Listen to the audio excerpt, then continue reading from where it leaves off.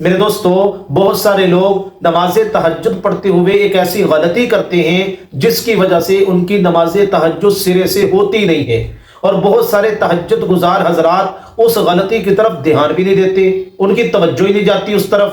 تو وہ غلطی کون سی ہے وہ میں آپ کو بتلاتا ہوں، ذرا غور سے سن لیں۔ ایک سوال یہ بھی کیا جاتا ہے کہ تہجد کی نماز میں سورہ اخلاص کتنی مرتبہ پڑھیں؟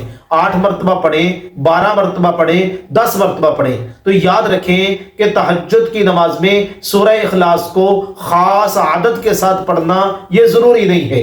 تہجد کی نماز ویسے ہی پڑھی جاتی ہے جیسے عام نوافل پڑھے جاتے ہیں، بس فرق اتنا ہے تہجد کی نماز میں تہجد کی نیت کی جاتی ہے، اور تہجد کی نماز کی 2 رکعتیں پڑھی جاتی ہیں، قیام اللیلی مسنا مسنا، اور تہجد کی نماز زیادہ سے زیادہ 8 رکعتیں پڑھی جا سکتی ہیں اور کم سے کم 2 رکعتیں پڑھی جا سکتی ہیں۔ تو تہجد کی نماز میں کسی خاص صورت کو خاص عدد کے ساتھ پڑھنا، تعداد کے ساتھ پڑھنا یہ کوئی ضروری نہیں ہے۔ آپ جس طرح نوافل پڑھتے ہیں اسی طرح تہجد کی نماز پڑھیں تو آپ کو تہجد کی نماز کا ثواب مل جائے گا۔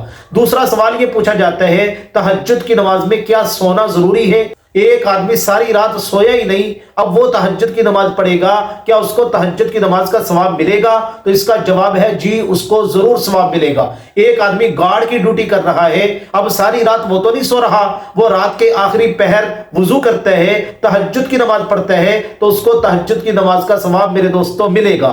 تہجد کی نماز پڑھنے کا ثواب ہر اس انسان کو ملے گا جو تہجد کے وقت میں تہجد کو ادا کرے گا۔ اب تہجد کا وقت کیا ہے؟ عشاء کی نماز سے لے کے صبح صادق تک، فجر کی اذانوں سے پہلے تک یہ تہجد کا وقت ہے۔ تو اس وقت میں جو بندہ بھی تہجد کی نماز پڑھے، چاہے وہ سویا ہے چاہے وہ نہیں سویا، چاہے اس کو نیند آئی ہے چاہے اس کو نیند نہیں آئی، اس کو تہجد کی نماز کا ثواب ضرور ملے گا میرے دوستوں۔ اب وہ غلطی کون سی ہے جو ہم تہجد کے وقت کرتے ہیں اور ہماری تہجد کی نماز ہوتی نہیں؟ تو ذرا اس کو غور سے سن لیں میرے دوستوں۔ بہت سارے لوگ یہ سمجھتے ہیں کہ تہجد کا وقت فجر کی اذان تک رہتا ہے، جب فجر کی اذان ہوگی اس سے پہلے ہم تہجد کی نماز پڑھ سکتے ہیں۔ ایک بات یاد رکھیں، ہر نماز اپنے وقت پہ پڑھی جائے گی تو اس نماز کا آپ کو ثواب ملے گا۔ مثال کے طور پہ اگر آپ ظہر کی نماز کو ظہر کے وقت میں پڑھیں گے تو یہ آپ کی ظہر کی نماز ادا ہوگی۔ عصر کی نماز کو آپ عصر کے وقت میں پڑھیں گے تب عصر کی نماز کا آپ کو ثواب ملے گا، لیکن اگر آپ وقت سے ہٹ کے پڑھیں گے تو پھر آپ کو عصر کی نماز کا یا ظہر کی نماز کا ثواب نہیں ملے گا۔ تو اسی طرح یہ بات ذہن میں رکھ لیں، ہمارے علاقوں میں عام طور پہ پاکستان اور انڈیا میں جو فجر کی اذانیں ہوتی ہیں وہ صبح صادق کے شروع ہونے کے تقریباً 15-20 منٹ کے بعد ہوتی ہیں، یعنی اگر فجر کی نماز کا وقت شروع ہو جاتا ہے اس کے 10-15 منٹ کے بعد لوگ فجر کی اذان دیتے ہیں، اور ہم کیا کر رہے ہوتے ہیں؟ فجر سے پہلے جس وقت بھی ہم نماز پڑھیں گے تو ہماری تہجد کی نماز ہوگی۔ اب آپ اندازہ لگائیں کہ فجر کی نماز کا وقت تو صبح صادق کے وقت سے شروع ہو گیا، اب یہ فجر کی اذان دے رہا ہے صبح صادق کے شروع ہونے کے 20 منٹ بعد، تو اب 20 منٹ جو تھے یہ تو فجر کا وقت تھا۔ اب اگر اس وقت آپ تہجد کی نماز پڑھیں گے تو آپ کی تہجد کی نماز تو نہیں ہوگی۔ بعض علاقوں میں یہ بھی ہوتا ہے کہ وہ فجر کی اذان اپنی جماعت کے وقت سے پونا گھنٹہ پہلے دیتے ہیں یا آدھا گھنٹہ پہلے دیتے ہیں۔